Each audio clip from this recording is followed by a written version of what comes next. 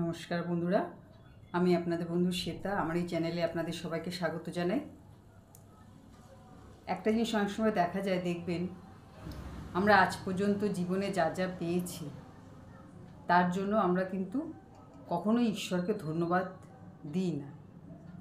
যা পাইনি তার পেছনে কিন্তু আমরা ছুটে বেড়াচ্ছি। আজ পর্যন্ত আমরা যা যা পেয়েছি তার সব কিছুর জন্য যদি আমরা প্রতিদিন ঈশ্বরকে ধন্যবাদ জানাই, তাহলে কিন্তু দেখবেন যে আমাদের জীবন আস্তে আস্তে আরও উন্নতির দিকে যাচ্ছে, আরও ভালোর দিকে যাচ্ছে। কিন্তু আমরা সচরাচর আমরা যা পেয়েছি, আমাদের কাছে যে জিনিস আছে, মানে খুবই খারাপ অভ্যাস সেটা আমাদের, আমরা তার বদনাম করে ফেলি। যেমন ধরুন, কেউ হয়তো খুব ছোট ঘরেই হয়তো ছোট থেকে বড় হয়েছে, ঘরটা হয়তো একটু ভাঙাচোরাও ছিল, তার মধ্যেই হয়তো সে ছোট থেকে বড় হয়েছে। এবার যখন সে একটু পয়সা রোজগার করতে শুরু করলো, তখন দেখা যায় সে সেই ঘরটাই বদনাম করছে যে ঘরে সে বড় হয়েছে। কারণ আমি নিজে শুনেছি, সেই জন্যই বলছি। তো একটা জিনিস চিন্তা করে দেখুন, যে ঘরটা ছোট থেকে আপনাকে আশ্রয় দিল, আপনি যে ঘরে ঝড় জল বৃষ্টিতে আশ্রয় পেয়েছেন, যে ঘরে থেকে বড় হয়েছেন, যে ঘরে ঘুমিয়ে বড় হয়েছেন, খেয়ে বড় হয়েছেন, খেলাধুলা করে বড় হয়েছেন, আজ আপনি সেই ঘরেরই বদনাম করছেন।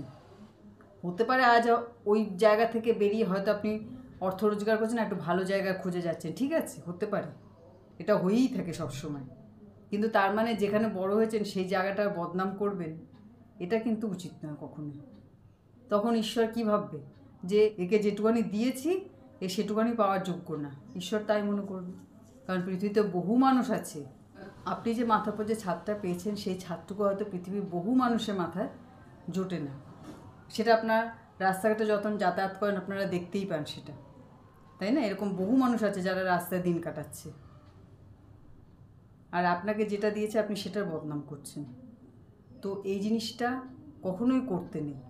আরও দেখেছি আমি জিনিস, যে কেউ হয়তো নেমন্তন্ন বাড়ি খেতে গেল, আমি আমার নিজের পরিবারের মধ্যেই দেখেছি, খেয়ে এসে সেই খাবারে বদনাম করছে, ইস কী খাবার খাইয়েছে, এর থেকে নেমন্তন্ন করে না খাওয়ালেই পারতো।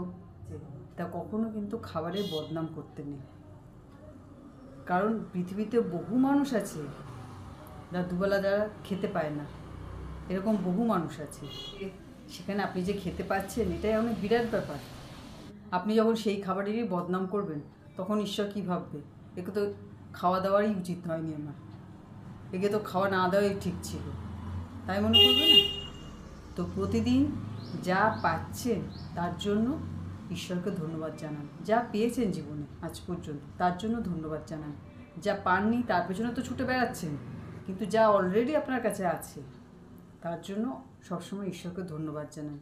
যেমন প্রতিদিন সকালে উঠে ঘুম থেকে উঠেছেন, তার জন্য ঈশ্বরকে ধন্যবাদ জানান। আপনার সামনে যখন খাবার এসে তখন সেই খাবারের জন্য ধন্যবাদ জানান। বহু মানুষ আছে পৃথিবীতে, সকালে উঠে হয়তো তারা ভাবতে বসে যে সেদিন তারা কী খাবে। তো যে জিনিসটা পাচ্ছেন তার জন্য সবসময় ঈশ্বরকে ধন্যবাদ জানান, ঠিক আছে? কিংবা রাস্তায় এবার এটা তো ঈশ্বরকে ধন্যবাদ জানানোর কথা বললাম।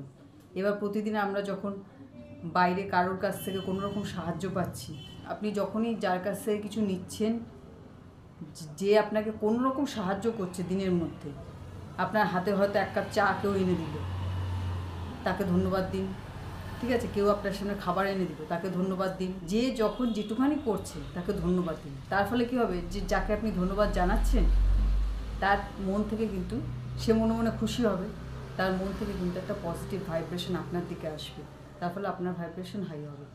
আপনি সারাদিনে যতবার এরকম লোককে ধন্যবাদ জানাবেন, তত কিন্তু আপনার ভাইব্রেশন হাই হবে। আর আপনি যখন ল অফ অ্যাট্রাকশনের যে কোনো টেকনিক করবেন, দেখবেন আপনার তখন এই ভাইব্রেশন আপনার কীরকম কাজে লাগে, মানে সে আপনার সেই টেকনিক কত তাড়াতাড়ি সফল হয়। আপনি কাল থেকেই শুরু করুন না, দেখুন আপনার কালকের দিনটা কেমন যায়। সারাদিন যে যেটুখানি কাজ করলো তার জন্য তাকে ধন্যবাদ জানান, আর দেখবেন আপনার মানে চারপাশের পরিস্থিতি কেমন পাল্টে গেছে, পাল্টাতে শুরু করে দিয়েছে। 21 দিন করলে কিন্তু বুঝতে পারবেন যে কতটা পরিবর্তন হয়ে গেছেন আপনি নিজে এবং আপনার চারপাশের পরিস্থিতি কতটা পাল্টে গেছে করে দেখুন।